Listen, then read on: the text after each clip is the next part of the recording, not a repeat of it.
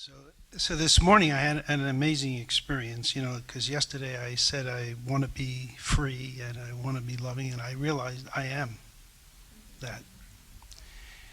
And so I understand that I am being aware or pure awareness. And yet, I was talking to my neighbor, you can't understand it with your mind. Well, how do I know it's true? How do I know that's what I am? I mean, it's maybe a silly question. I could see the test of experience. I know that I'm not all these images I have of myself. But if I can't know this with my mind, how do I know it? I don't know any other way in my experience of knowing it. When you say,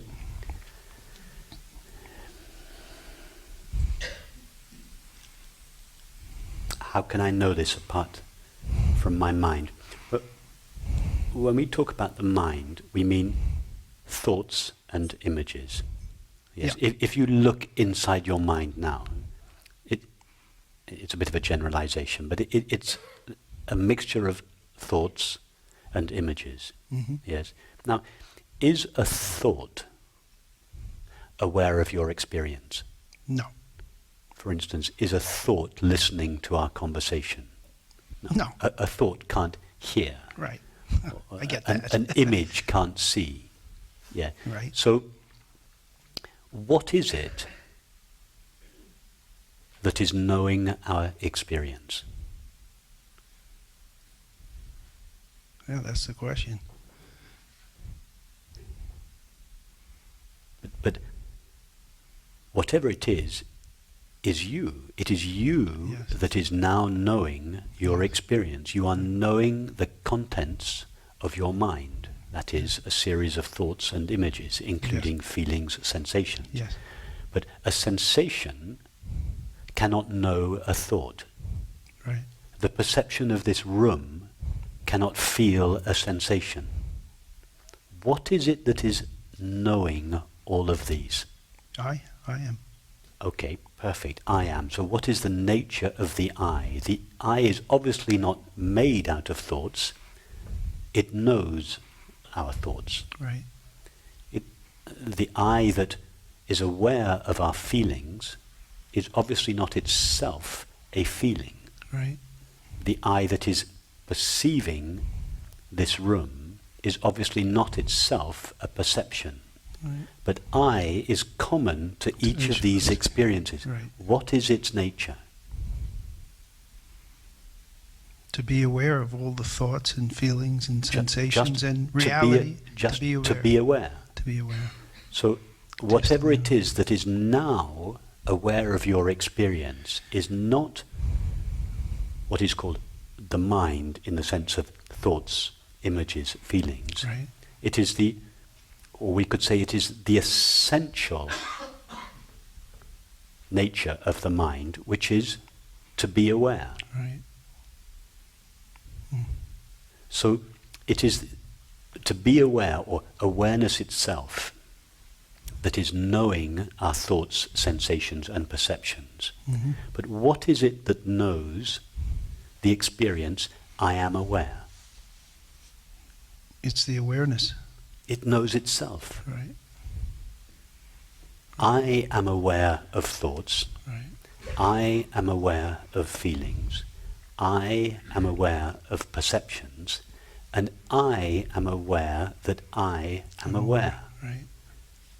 In other words, before I am aware of awareness, am aware of thoughts, sensations and perceptions, I am aware of my own being. Awareness. Yeah.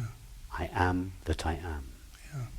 In other words, awareness's primary experience is to be and know itself. Right. How do I know that I am? Because the I that I am is aware that I am. My being is an aware being. Right. It is self-aware. Yeah. It is self-luminous. It illuminates itself. It knows itself by itself. It doesn't need to take the shape of the finite mind, that is thought, sensation or perception, in order to know its own being. Oh, it's As really, Balyani said, God doesn't need another self yeah. in order to know itself. Mm-hmm.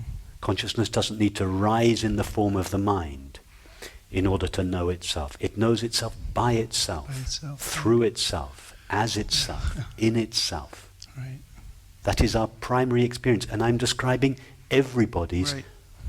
Before any of us know anything, we all know our own being. It is the most obvious, ordinary, intimate, familiar experience there is, and all 7 billion of us have this experience and know this experience, but we overlook it because it has no objective qualities.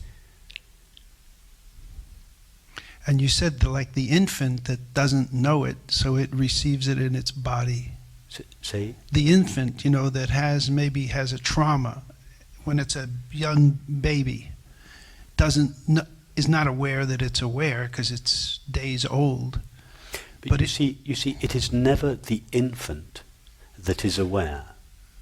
Your question about the infant being aware is based on an old habit, in spite of what we have the experiment that we've just walked through. Yeah. Immediately an old habit is kicking in, which says, it is I, this body, that is aware. Yes. And therefore you're presuming that the infant Yes. is either aware or not aware. Yes. No, the infant is not aware.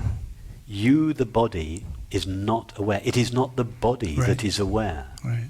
This is the great misconception. Yeah.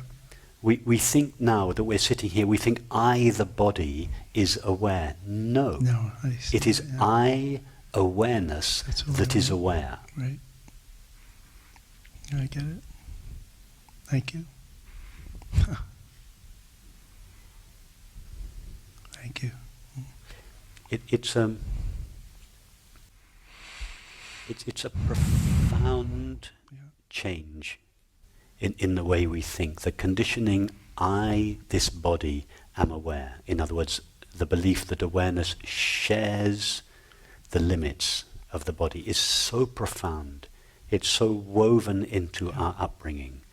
Right. It's our culture is so deeply based Yeah. on this assumption Mhm. that even when we go very simply, and it is very simple, when we go to our simple experience and realize, no, it is I, pure awareness, Right. that is aware, that the implications of that take some time to reverberate through the body-mind. When we first recognize that, it's like there is a kind of crack in the structure of our Right. world. It's discombobulating. But it Yeah. takes some time for our worldview to completely fall apart and to be built again on this new understanding, on the foundation of this new understanding. Mm-hmm.